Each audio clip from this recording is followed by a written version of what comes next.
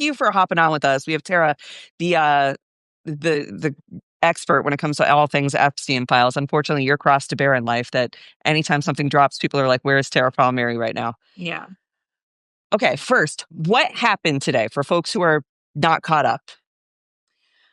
Okay, a lot. Yeah.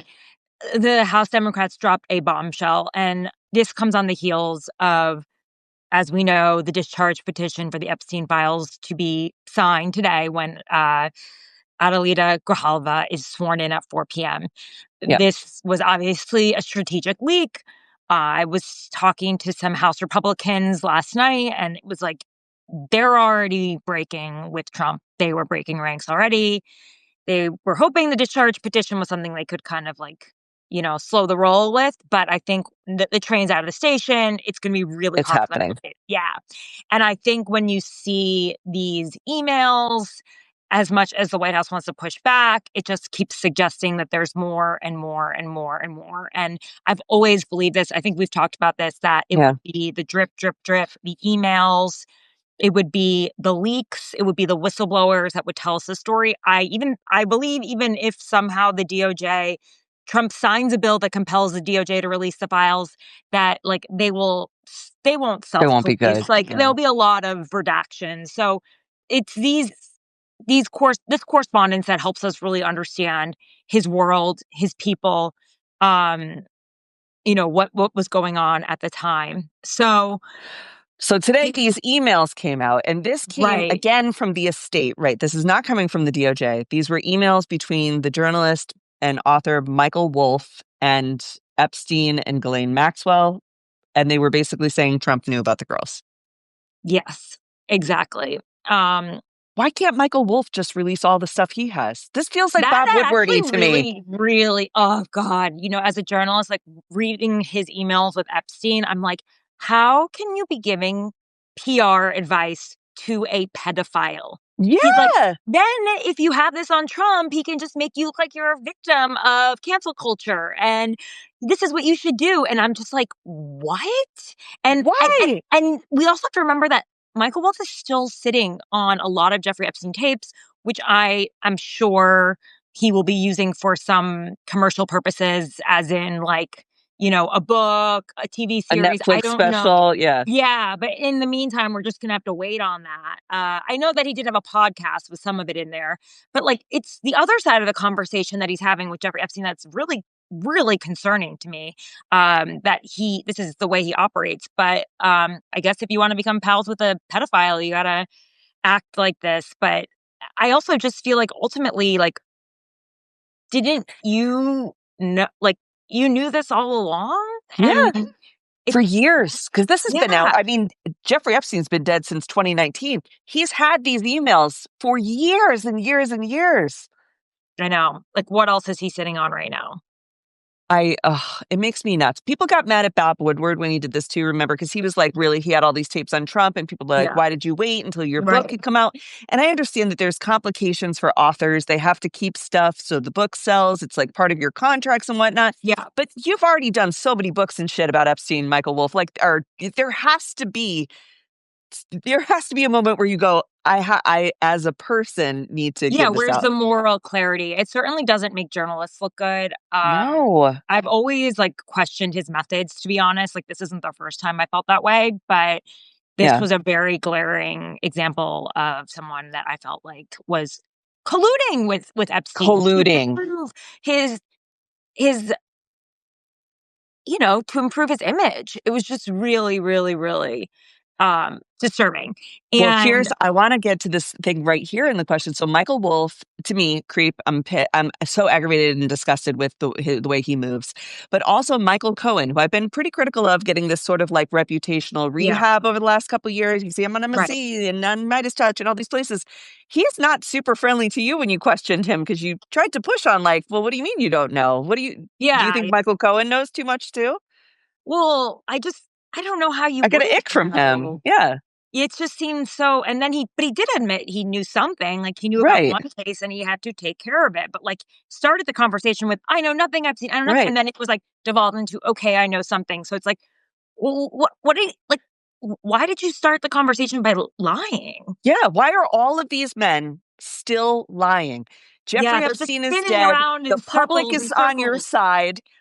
Tell the truth. Yeah. Yeah, they're spinning out. It's incredible. I mean, it's a really sad time right now. But So in this email, one of the emails, Jeffrey Epstein is speaking to Ghislaine Maxwell, and Ghislaine is saying to him, the dog that's not barking right now is Trump. What is that?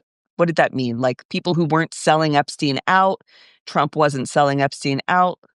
I don't understand that phrasing. Like, do we use Yeah, that word, or is that like an older kind of phrasing? I should the probably dog that Google doesn't it. bark. It's like a UK. I don't know. Maybe it's a British thing, but I was like, It's okay, a Brit, she's yeah. saying that Trump is on your side. It seemed like Or he's not barking because like he's not in trouble. I got that feeling of like, she's why not isn't in the chief trouble. of police investigating?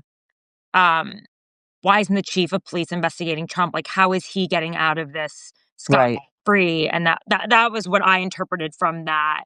That Um, makes sense. let me look at the. I just want to look at the timestamp of that email. What date was that again? I'm Let's not see. sure. Hold on I a second. just, yeah, while you're looking that up, I just find it so incredibly Hold on. strange. Have one of your cronies ask to see the mortgage to Mar-a-Lago cash from electricians union. Was the bagman later made an exec at the public co and a $30 million loan from the casino to Trump, Donald Trump backdated. Oh, wow. Wait, is this So, new? yeah, breaking. Yes. Apparently Okay, that breaking news with Tara. What happened? Epstein was giving tips to people to investigate Donald Trump and his cronies and the mortgage at Mar-a-Lago. So I just think people don't understand how steep they were, not like just in friendship, but in business too, which is something that Right. I've started to realize. I mean, when they were bidding over that house Mhm. in Palm Beach, like that was the breakup of their friendship, and it just shows you just like how much they knew each other, the dirt they had on each other. I mean, just think about that. In the UK, the UK ambassador to the US had to resign over a few emails that Mhm. connected him to Jeffrey Epstein, and like nothing in America. It's just insane. This has Um, got to be breaking, though. Don't you think that the right is sort of breaking up over this? Because even Laura Ingraham being in the Oval Office the other day and saying something like, oh, I like all your gold decorations. Are they from Home Depot? I thought was like pretty shade. yeah, right. I mean, I think also it's going to be hard to stand by him on top of the fact that like the economy sucks. So they're just going to be Yeah, like, you know what, inflation and Epstein, like two he's vowels got to you don't want go. to have associated with you. So yeah, let me look at that date. Yeah, see what it is. 2011. I mean, that's after the investigation. Yeah. But maybe he's suggesting that the police chief knew about Donald Trump. Trump was involved. I mean, so the other thing in here that we know from like, we've got the book out, Virginia's book out. Now we've got this drip of emails and whatnot. Um, in one of the emails, it says Trump spent a lot of time with one of the girls at the Epstein mansion. And the Republicans are quick to say it was Virginia Giuffre. And she's already said that Trump never did anything bad to her. I don't think it's Virginia Giuffre. I don't see how that is who it is, that the redacted Well, name. I don't know that for a fact either, Yeah, we but don't know, but it's kind of a sad state that like we're all debating something about a woman who's not alive to yeah. verify Well, for that's why I herself. think they're, yeah, pushing it to And be like, and oh, yeah, also sorry. you just like expose the name of a victim, a Right. Jane Doe, without Yeah. her permission. Like that's pretty shady. Uh And also, they are not denying that he spent time with the girl at Epstein's. They are saying it was Virginia Giuffre and she's already said nothing happened. They are not denying that but these things in these emails happened. that doesn't They're even line up with like Virginia's story of of course it they're out of control right now. I mean, I when I was with Virginia, like she was very consistent in her story and we fact checked it. Nothing was based broken. Jeffrey Epstein, which you guys should all listen to. Yeah. Virginia speaks for herself, but we also fact check everything. We use the same fact checkers that they use at the New Yorker for the Weinstein reporting. I had Adam McKay was a producer, Adam Davidson, like some of the most respected people in storytelling and journalism on working there. And Julie K. Brown was an executive producer. I mean, she was the one Yeah, who broke the story. the one. We never used Virginia as a single source because of the way that she was so maligned in the press. Mm, And we just wanted, and like, really, as a journalist, you never want to just go with a single source, right? So we could only use what we had that we could get from multiple sources in Broken. Um, and, I did get the sense because the defamation lawsuit that she was in with Alan Dershowitz, that she was Mm, really careful about what she said hmm and about who she spoke about publicly. hmm And there are a lot more men that she was trafficked to than were written about in her book, even more than like that were not named. Right. And she had a lot on the line. I mean, it was her safety. He was also the Mm. president of the United States. Is she really going to go up against him too? When How? she's already up against Alan Dershowitz, she's up against Ehud Barak, she's up against the prince. I mean, it was a harrowing case. I mean, when I was with her, her family had a break in at their house. I mean, Mm, it was just really, really, really difficult. So I often wonder if she held back because it was just too much. mm, From my time with her, she said she was trafficked to 3 dozen men, and, like, many of them that I know of have not been revealed, and people would be shocked, honestly. mm. And now she never told me that she was trafficked to Trump. But like I said, there were people that, like, she just didn't talk about that, you know Christine had thousands of victims. Even if Virginia wasn't trafficked to Trump, it doesn't mean that a different girl wasn't, and that's what they're trying to spin. Even with the statement from press secretary today saying, "Oh, well, the Democrats are only releasing these emails to try and humiliate Trump." They are humiliating because you did a humiliating, disgusting thing. They're not saying it didn't happen. They're saying, "Oh, the motivation for releasing it is to humiliate him." Well, you did it, Yeah, you know. yeah. So, I know, uh, it's just crazy. What is this thing about the pedophile party? I haven't seen that one yet, but I saw oh, I don't know. oh, Is that what they're calling? And they're calling the Republicans the grand old pedophile party or something, oh, probably. that's probably right. Yeah, that's internet Okay. stuff. That Well, slipped through my X account. I was like, "Wait, what?" here the the other thing that's going to happen today is they are going to try and vote on releasing the Epstein files again, right? Because we're going to get Adelita, the new congresswoman from Arizona, at 4. Right. Right after that, they're going to try to hold the vote. They need 218. Technically, Grivalda would be the Mhm. 218th, but now Nancy Mace is saying maybe she's backing out of her vote. What do you think that could be about? Well, she wants to get the endorsement for governor of South Carolina. Oh, You Christ. can't Good get that luck. without President Trump. Oh, boy. And you can't win South Carolina you can't win the primary without Trump. And now Oh, boy. Lauren Boebert has been called, now they're trying to work her. Trump himself calls Boebert, according to Annie Carney at the New York Times, a former colleague of mine, very, very excellent reporter, regarding her signing on to the Epstein petition and spoke to her yesterday. Trump playing phone tag with Nancy Mace. So far, they are not planning to remove their names from the petition. They can't. They can't. Their whole brand is built on them being victims in some way and being like, Yeah. the Epstein thing was what they ran on, was on justice for these women, was on that Trump isn't involved. So why wouldn't we release this? Yeah, All clear that them, stuff. clear them, roll out the tapes. I mean, listen, I I think it's just gonna get so much more aggressive, this whipping. It's gonna be a lot. Just It take the hit. At this point, don't you just take the hit? Isn't it? Doesn't it get to a point? Well, how much more could they possibly drip and release?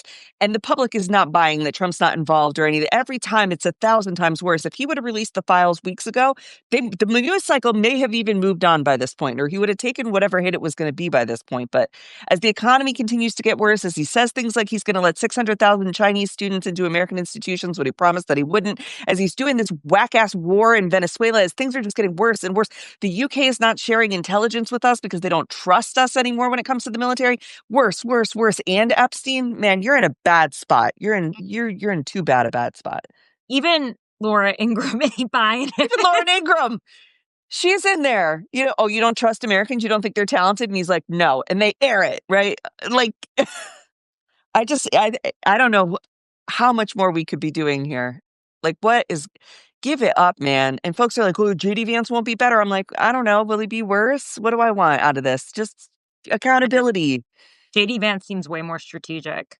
Um, But JD Vance isn't an accused and convicted sex offender, so I'll take it. You know what I mean? Like, we got to take one thing where we can. It's not like we're going to get a new election today, but I just think this is it's such a national security threat. The just like compromise that Trump and his people are in. The people who have made it from Epstein world into his cabinet is insane. I don't know what was going on with Sergio Gore getting sworn in as the ambassador to India, and like the Erica Kirk of it all. Like, it is such a circus of just dysfunctional freaks of nature that I'm like, this has got to end at some point. V, I want to keep going with you, girl. You gotta go. She's gotta go. All right, you go. To run. I'm like, gotta go. There's breaking news on Epstein. Explode, and I'm just, it's a lot. I do have to run. We'll be back. Love you, and thank you to all of you for tuning in. I promise you, I'm gonna keep hitting the phones and try to get down to the bottom of this. And the best part about this story is there's so much more. We only have hit the tip of the iceberg. So, and if they want to let this iceberg melt drip by drip by drip, we'll get there. We're going to get the story. And it's just going to be more painful. I know. All right, get out of here. I'll close up. Bye. Okay, bye. That was another episode of the Tara Palmeri Show. Thank you for tuning in. I hope you found this episode to be fascinating. I learned a lot. Eyes open. I want to thank you all for tuning in. If you like this show, please rate it, subscribe, share it with all of your friends. If you want to support my independent journalism, please go to tarapalmeri.com. That's TARAPALMERI, just one I.com, and sign up for my newsletter, The Red Letter. It's how you can get my exclusive reporting straight to your inbox. And if you become a paid subscriber, you can support my independent journalism and get all of the exclusives. I want to thank my producer, Eric Abinate. I want to thank my researcher, reporter, and social media queen, Abby Baker. And I want to thank Adam Stewart, who does my graphics. See you again tomorrow.